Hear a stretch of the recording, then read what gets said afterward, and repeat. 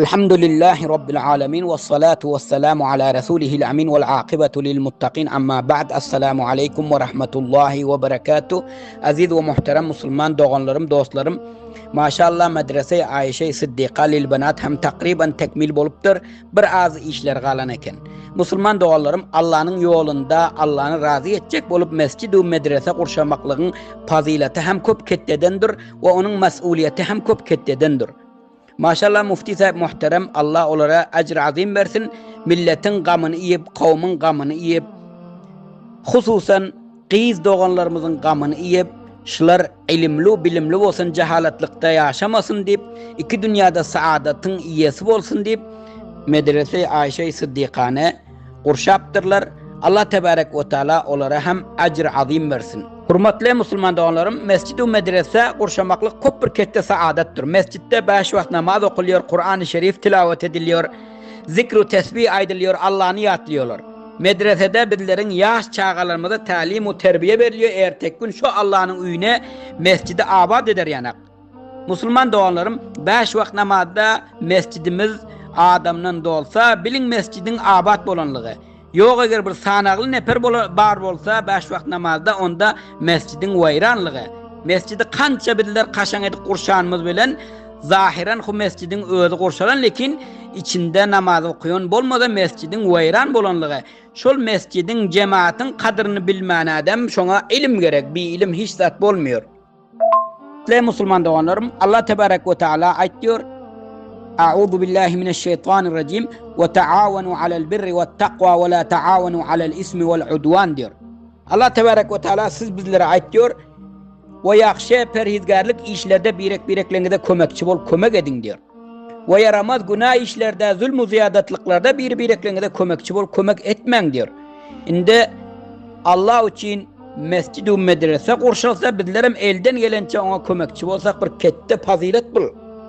Yine hem Allah tebarek ve teala mehribanlık edip aytıyor: Men ca'a bil hasenati felehu aşru amsaliha diyor. Birine 10 vaade de oti Allah tebarek ve teala. Her kimi ki bir tane yaxşılık, birek yaxşılık alıp gelse, onun için şonun yanak 10 yaxşılık bererin deyip oti Allah tebarek ve teala. Bizlerin bir yaxşılığımızda 10 yaxşılık Allah tebarek ve teala özü vaade de otir. Müslüman doğanlarım, Resulullah sallallahu aleyhi ve sellem mehribanlık edip aytıyorlar: Allah tebarek ve teala'nın yanında sizlerden hemmeden yaxşırağınız ola adamlar duruyor ki Müslümanlara, merdimlere faydasını degiriyor mu da faydasını yetiştiriyor mu olsa. Yine hem Resulullah sallallahu aleyhi ve sellem mehribanlık edip ayttılar: Men delle ala hayrin felehu mislu ecri fa'ilihi. Her kimi ki yaxşılığa taraf bir adama yol görkedip rahnumalık etse, onun için hem şonca ecir sevap verilecektir. Bardır ki şona amel eden adama verilen ecir sevap şu yol görkedene, rahnumalık edene hem verileceken. An Osman ibn Affan radıyallahu anhu kâle Resulullah sallallahu aleyhi ve sellem: Hayrukum men teallemel Kur'ane ve allemehu ravahul Bukhari. Hazreti Osman bin Affan radıyallahu teala anhudan rivayettir. Aytti Resulullah sallallahu aleyhi ve sellem diyor: Sizlerden hemmeden yaxşırağınız ola adamlar duruyor ki Kur'an-ı Şerif'i öğreniyorlar ve merdimlere, başkalara öğretiyorlar. Hemmeden yaxşırağınız şu Kur'an'ı öğrenip ve öğretiyorlarınız deydi. Müslüman doğanlarım, medresede Kur'an öğretiliyor. Medresede Kur'an öğreniliyor. Medresede hadis-i mübareke öğreniyorlar. Allah tebarek ve teala Kur'an-ı Şerif'te aytıyor: "Ve ma enfaktum min şey'in fehuve yukhlifuhu ve huve hayrur razikin" diyor. Bizler Allah tebarek ve teala'nın yolunda nämeki harc etdiyon bolsak Allah'ın razı edecek bolup Allah tebarek ve teala bizlere deregine vaade de otir. Allah tebarek ve teala diyor: "Ve sizler nämeki menin yolumda, Allah'ın yolunda harc ediyorsunuz ve Allah tebarek ve teala onun deregine ata ediyor, veriyor" diyor. Ve Allah tebarek ve teala hemmeden yaxşı rızık veriyordur. Müslüman doğanlarım, bir hadis-i kudsi var. An Abi Hureyre radıyallahu teala anhu kâle Resulullah sallallahu aleyhi ve sellem: قال الله تعالى أنفق يا ابن آدم أنفق عليك رواه البخاري ومسلم متفق عليه. Abi Hureyre radıyallahu teala anhu aytti Resulullah sallallahu aleyhi ve sellem diyorlar. Resulullah sallallahu aleyhi ve sellem aytti Allah tebarek ve teala diyorlar: Ey Adam'ın avlatları, sizler menin yolumda harcedin, o men sizlere harcederim dedi. Allah tebarek ve teala ey Adam'ın avlatları sizler menin yolumda harc edin. Men sizlere bererin. Men sizlere harc ederim dedi. Bundan anırda bir kette fazilet olur mu siz bizler için Allah'ın yolunda harc etsek Allah tebarek ve teala näme zatlar bizlere vaat edip otur. An Abi Hureyre radıyallahu anhu enne Resulullah sallallahu aleyhi ve sellem قال إذا مات الإنسان انقطع عنه عمله إلا من ثلاثة إلا من صدقة جارية أو علم ينتفع به أو ولد صالح يدعو له. Müslüman doğanlarım, Abu Hureyre radıyallahu teala anhu diyorlar, Resulullah sallallahu aleyhi ve sellem diyorlar, vakti ki bir adam ölse onun amelleri katab oluyor, üzülüyor, kesiliyor onun amelleri, meğer 3 nerse kalıyor, neymiş o sadaka-i cariye. Sadaka-i cariye diyen pillen köp bela nerseler geliyor bunun içine. Bir adam mesela bir yerde köprü kurşap veriyor. Şol köprünün üstünden kanca adam ötüp geçti. Şol köprü yıkılıp gidince şonun acır sevabı izinden barıp durmalı. Ya kuyu kazıp veriyor, ya su getirip veriyor, ağrı kazıp. Şol kuyu abat bolup kanca hayvan eğer insan şondan istifade edip dursa, şonun sevabı yetip durmalı. Ta kuyu gömülüp, su çıkmanını koyup, gömülüp çeşmesi yok olup gidince şonun acırı yetişip durmalı izinden. Ya bir medrese kitap alıp veriyor, ya mescide düşek yazıp veriyor, şu mescidin hayır işlerine kömek ediyor, hemmesi sadaka-i cariyeşilerin.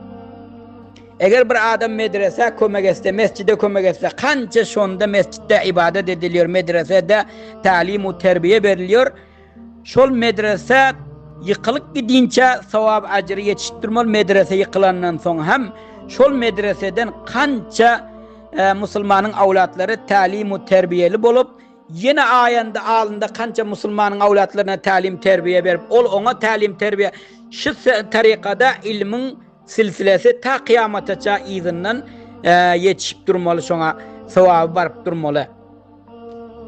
Ondan son bir ilim merdime ilim uğradıp faydasını yetiştiren olsa o ilmun yuntefa'u bihi bir ilim ki onun ilminden merdim faydalanan olsa, merdime faydasını yetiştiren olsa şol faydalı ilminden evveledun salihun yed'u lehu ya bir avladı salih terbiye edip izinde koyup giden olsa ol izinden duayı mağfiret edip durmalı. Şonun dua eden duaları senin hakkında näme yaxşılık etse izinden yetişip durmalı. An Enes radıyallahu teala anhu qala Resulullah sallallahu aleyhi ve sellem inna Allah la yunadi yevmel kıyame ayna cirani ayna cirani qala fetaqulul melaiketu rabbena ve men yenbagi en yucaviraka feyaqulu ayna ummarul mesacid.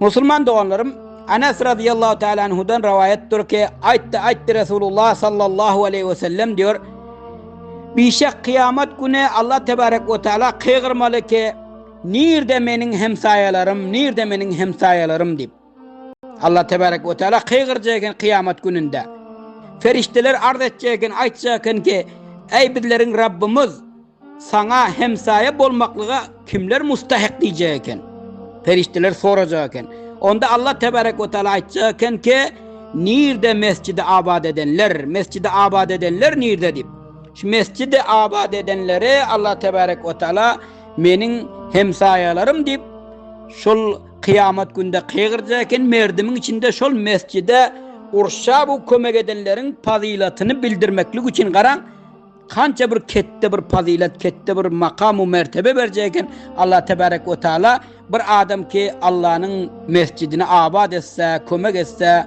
elden gelince hal ve kudret.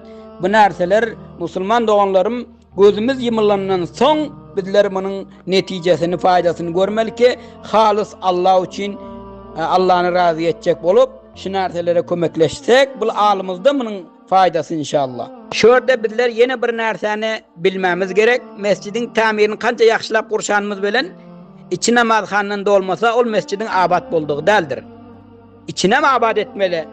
İbadet bilen merdim bayet mescide doldursa şu mantıkanın adamı mescitten cemaatten kalmasa içine mi ibadet bile abad etmeli? An Cabir ibn Abdullah radıyallahu anhu enne Resulullah sallallahu aleyhi ve sellem kâle men bena mesciden lillahi ke mefhasi qatatin av asgara benallahu lehu beyten fil cennet.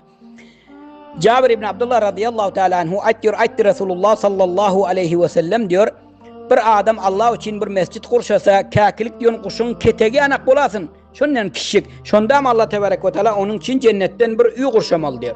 Müslüman da olan karan kança halis biller Allah'ın razı edecek bolup Allah için bir mescit bina etsek, 5 nefer sığasın, 10 nefer sığasın, hal ve kudretimize layık bir mescit kurşasak, şol Allah tebarek ve teala kette kişiğine karacak derken, şonda hem Allah tebarek ve teala şol adam için cennetten bir üy kurşacak eken.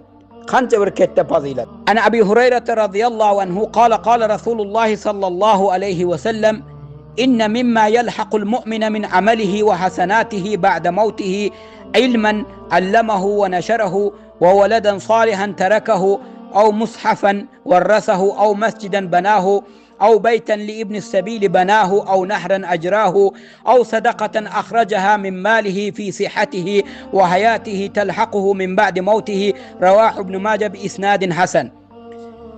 Hazreti Abu Hureyre radıyallahu teala anhu diyorlar, aytti Resulullah sallallahu aleyhi ve sellem diyorlar, bir şek müminler için olar ölenden soň hem olaryň izinden bazı eden amallarının ýaxşy işlerinin ejir sowaba ýetişip durmaly. Şolaryň izinden şondan biregi näme? Şol adam ilm uradan bolsa we ilmini am eden bolsa, ýaýradan bolsa, ýaxşy awlat terbiýe edip izinde goýup giden bolsa, izinde Kur'an-ı Şerifin nushasyny warasalarına goýup giden bolsa, mescit tamir edip mescit kurşadan bolsa, ya bir musafirhana kurşan bolsa, musafirler ötende geçende demrastı bolup yatıp turup rahatlanıp faydalanır yanak. Ya bolsa bir yere su eltip beren bolsa, nähri gazyp akdyryp, ya öze canı sağ pilla, öze diri pilla, öz malından çıkarıp öze Allah yoluna sadaka eden bolsa, şuların hemmesi şonun izinden ölenden soň sowaby yetip durmaly. Sadaka-i cariye deyip ana şuna aýtýar, şu narsalar aýtýar. İlmem ol ilmi ki merdime faydası deger, yani faydalı ilim uğradıp ve şu faydalı ilmi merdime ýaýradan bolsa, ana şular hemmesi vefat edip dünyadan ötenden soň izinden yetişip durmaly. Ve ma aleyna illa'l belag. Assalamu aleykum ve rahmetullahi ve berekatuh.